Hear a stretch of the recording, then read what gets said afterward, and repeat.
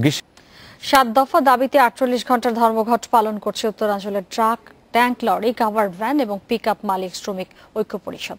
এতে বিপাকে পড়েছেন চাষি এবং ব্যবসায়ীরা। চাহিদা কমে যাওয়ায় পড়ে গেছে সবজির দাম। ক্ষেত থেকে সবজি তুলে এনে মাথায় হাত চাষিদের। দীর্ঘ সময় অপেক্ষা করেও পাইকার খুঁজে পাচ্ছে না তারা। উত্তরাঞ্চলের অন্যতম পাইকারি সবজির বাজার বগুড়ার মহাস্থান হাট। ক্রেতা বিক্রেতার হাট ডাকে সরগরম থাকলেও পরিবহন ধর্মঘটে বদলে গেছে পরিস্থিতি। স্থানীয় বাজারের বাইরে সবজি পাঠানোর উপায় নেই, তাই চাহিদা ও দাম দুটোই কমতিতে। আজকে কালায় এমন অবস্থা, কোনো গারাক নাই, এটি কিছু নাই, লেওয়ার দাম কর লোক নাই। এখন একজনও ব্যাপারিক ডাকেলে এসে কারুবারু করে 14 কেজি কালায় 2 টাকা করে 30 টাকা হাতত দিল। 10 দিন আগে বেচছি 700 টাকা 800 টাকা মন। আজকে মূল্য লেওয়ার তখন লোক নাই।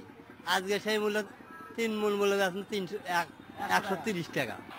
একই অবস্থা উত্তরাঞ্চলের অন্যান্য জেলায়ও। পণ্য পরিবহন করতে না পেরে বিপাকে ব্যবসায়ীরা। 7 দফা দাবিতে রোববার ভোর থেকে রাজশাহী ও রংপুর বিভাগের 16 জেলায় পণ্য পরিবহন 48 ঘন্টার ধর্মঘট ডেকেছেন পরিবহন মালিক শ্রমিকেরা।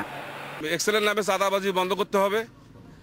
পুলিশ হয়রানি আমাদের অতিরিক্ত বাড়ি গেছে। নসিমন করিমন ভটভটি অবৈধ গাড়ি বন্ধ না করিয়ে আমাদের যারা ট্যাক্স দেয় সরকার গাড়ি, বৈধ গাড়ি দিয়ে আমাদের জুলুম নির্যাতন করতেছে।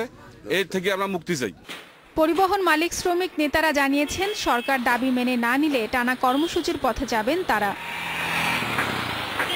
Independent news desk.